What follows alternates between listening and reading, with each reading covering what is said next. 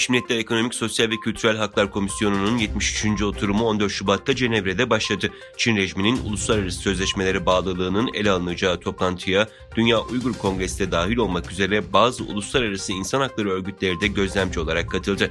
15 Şubat'ta Birleşmiş Milletler Ekonomik, Sosyal ve Kültürel Haklar Komitesi'nde Çin rejimi sorgulanırken dünyanın dört bir yanından gelen Uygurlar, Dünya Uygur Kongresi düzenlemesiyle Cenevre'deki Birleşmiş Milletler Wilson Merkezi önünde toplandı.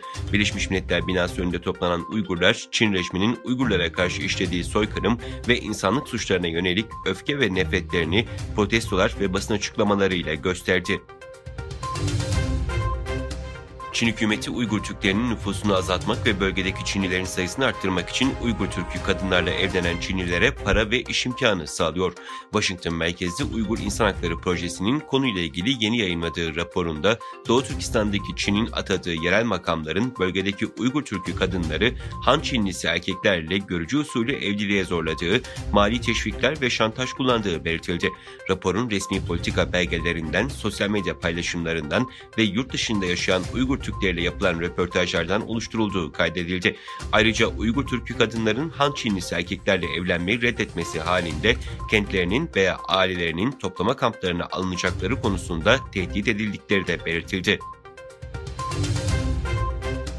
Avustralya'da güvenlik endişesi nedeniyle Çinli teknoloji şirketlerinin ürettiği tüm kameralar ve dahili iletişim sistemleri federal milletvekillerinin ofislerinden kaldırılmaya başlandı. Yerel basındaki haberlere göre Maliye Bakanlığı yetkilileri Çinli teknoloji şirketleri Hikvision ve Duha tarafından geliştirilen ve üretilen güvenlik kameralarının kurulu olduğu 65 ofis olduğunu söyledi.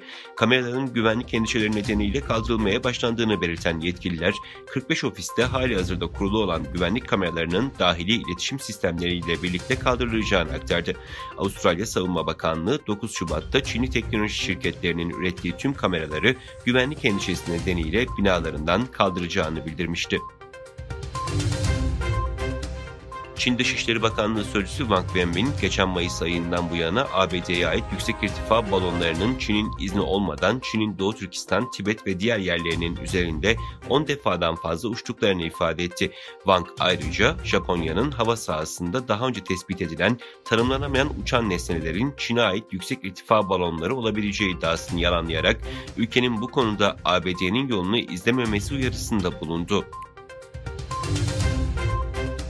Türkiye'yi derinden sarsan Kahramanmaraş merkezli iki depremin ardından 1,5 hafta geçti. Türkiye'nin acı günlerinde kardeş elini uzatan Türk devletlerinin yanı sıra Türkiye'nin dört bir yerinde yaşayan Doğu Türkistanlılara seferber olarak depremzedelerin yaralarını sarmaya çalışıyor.